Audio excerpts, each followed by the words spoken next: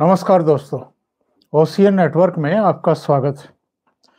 बिहार की राजनीति दिलचस्प मोड़ पर पहुंचती हुई दिखाई दे रही है। राहुल गांधी ने जीतन राम मांझी से बात की है और उनसे कहा है कि वो सही फैसला करें। सही फैसला करें मतलब भारतीय जनता पार्टी का साथ छोड़ करके, नीतीश कुमार का साथ छोड़ करके हमारे साथ आ जाइए। इसका तो मतलब यही हुआ। इसका और क्या मतलब हो सकता है? वैसे बड़ी दिलचस्प राजनीति इसलिए मैं कह रहा हूं कि कल रात लालू यादव ने 5 बार नीतीश कुमार को फोन कॉल किए।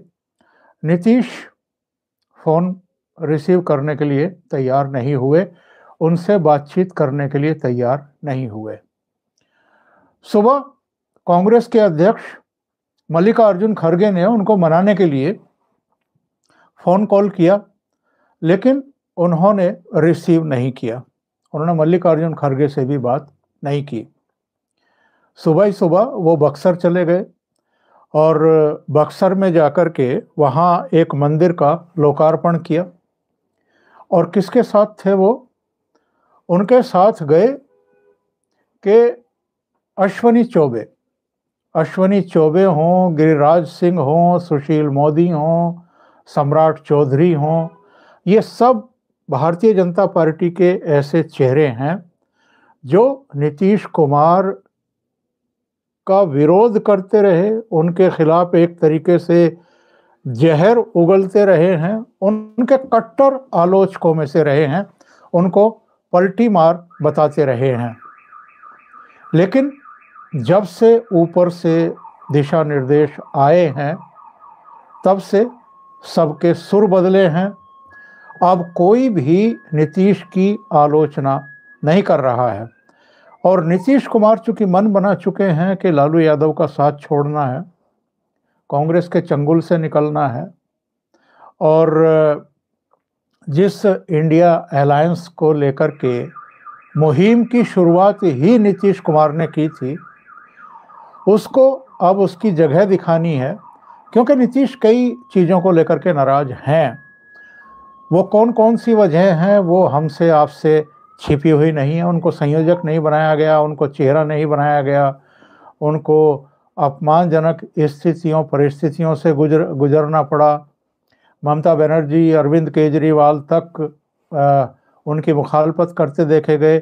जब दिल्ली की बैठक में मल्लिकार्जुन खड़गे का नाम उन्होंने सजेस्ट कर दिया कि 2024 में नरेंद्र मोदी के खिलाफ ये किया जाए, तो नीतीश कुमार का जो भी फैसला है वो ऐसा लगता है कि बहुत सोचा समझा है। उनको लग रहा था कि बिहार में जितनी सीटों पर वो चुनाव लड़ना चाहते हैं लोकसभा का, उतनी सीटें उनको मिलेंगी नहीं। उनको संयोजक भी नहीं बनाया जा रहा है, उनकी अनदेखी भी की जा रही है और कई दूसरी चीज़ें हुई हैं। लालू यादव की बेटी रोहिणी आचार्य का ट्वीट, इसके अलावा जो राहुल गांधी की भारत जोड़ो यात्रा, न्याय यात्रा और उसकी टाइमिंग को लेकर के कई घटक दलों के नेता जो हैं वो नाराज हैं। ममता बनर्जी भी नाराज है, नीतीश भी नाराज है और जो इनके दूसरे गठबंधन सहयोगी हैं वो भी असहज हैं। ये सब कारण बने और ललन सिंह के साथ मिलकर के लालू यादव ने जो इनकी सरकार का तख्ता पलटने की कोशिश की और अपने बेटे तेजस्वी यादव को मुख्यमंत्री बनाने की कोशिश की, कुल मिलाकर के जेडीयू के 11 एमएलए को तोड़ने की साजिश रची थी लालू यादव ने ललन सिंह के साथ मिलकर के। तो इसको ये बर्दाश्त नहीं कर सकते थे और ना इन्होंने किया। ललन सिंह को जदयू के राष्ट्रीय अध्यक्ष पद से हटा करके खुद अध्यक्ष बन गए और इसके बाद इन्होंने फिर बीजेपी नेतृत्व को प्रस्ताव भेजा और बीजेपी नेतृत्व ने उस पर विचार किया। जो डेवलपमेंट आज के हैं वो ये हैं कि मल्लिकार्जुन खड़गे ने भी नीतीश से संपर्क साधा, राहुल गांधी ने भी जीतन राम मांझी को फ़ोन किया। यानी कई स्तर पर या तो नीतीश को मनाने की कोशिश की जा रही है या नीतीश भारतीय जनता पार्टी के साथ मिलकर के सरकार ना बना पाए, इसके लिए बाधाएं जो हैं उत्पन्न करने की हर संभव कोशिशें की जा रही हैं। एक और डेवलपमेंट ये हुआ है कि नीतीश सरकार ने राजभवन का जो सचिवालय है, इसके अलावा कैबिनेट का जो सचिवालय है, उसको कल यानी संडे को रविवार को भी वर्किंग डे के लिए दिशा निर्देश जारी किए हैं। यानी कल ना राजभवन के सचिवालय में छुट्टी रहेगी और ना ही कैबिनेट सचिवालय में छुट्टी रहेगी। इसका मतलब ये है कि रविवार को ही नीतीश कुमार फिर से भारतीय जनता पार्टी के समर्थन से शपथ ग्रहण करने वाले हैं। उधर आरजेडी के विधायकों की बैठक हुई है और ये बैठक तेजस्वी यादव के घर पर हुई है। तेजस्वी यादव के यहाँ जो बैठक हुई है उसमें एकजुटता का प्रदर्शन किया गया है। कल शाम को तो ये भी सूचना आ रही थी कि ये लोग राजभवन जाएंगे, राज्यपाल के सामने परेड करेंगे।